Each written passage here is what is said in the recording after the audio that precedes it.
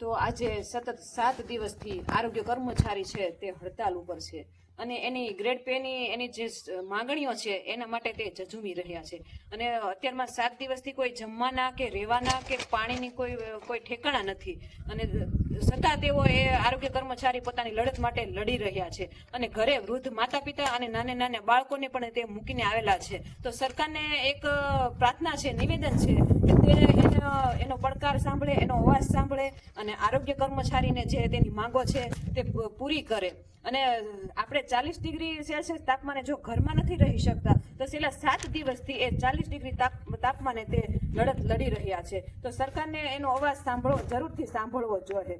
અને ઢોરને ઇન્જેક્શન આપનાર ટેકનિકલ અને નાના બાળકો અને માતાને ઇન્જેક્શન આપનાર નોન ટેકનિકલ, અરે આ ક્યાં ઘરનો ન્યાય છે?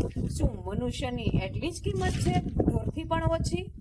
અત્યારમાં ઉનાળા ગરમીની સિઝન શરૂ થઈ ગઈ છે તો જે સરકારી કર્મચારી આરોગ્ય કર્મચારી છે તે અંતરિયાળ વિસ્તાર કે જે વાડી વિસ્તાર જે છે ત્યાં ફિલ્ડ વર્ક કરીને બધું કામ પૂરું કરતા હતા અને રસીકરણ માટે જે દર બુધવારે FAW બેન છે તે દર બુધવારે એ લાભાર્થીને લાભ આપતા હતા રસીકરણનો. તો અત્યારમાં બાળક અને માતા ANC જે બહેનો છે એ રસીકરણના લાભથી વંચિત રહી જાય છે. છેલ્લા 2 બુધવારથી વંચિત છે. તો એનું શું થાય છે?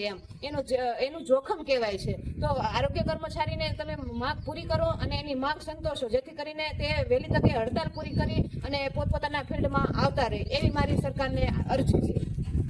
કર્મચારી એ એવા કર્મચારી છે કે જ્યારે કોરોનાનો ટાઈમ હતો ત્યારે આપણા સગાવાલા પણ આપણા નહોતા, ત્યારે આ વ્હાઇટ કપડાં પહેરીને આપણા આરોગ્ય કર્મચારી છે તે સતત સેવા કરી અને જે લોકો મોતના મુખી હતા તેને ઉગારી અને બહાર લાવ્યા હતા. તો આ આરોગ્ય કર્મચારીને ન્યાય આપવો જ જોઈએ, ન્યાય મળવો જ જોઈએ, હંમેશા ન્યાય મળવો જ જોઈએ. જય હિન્દ.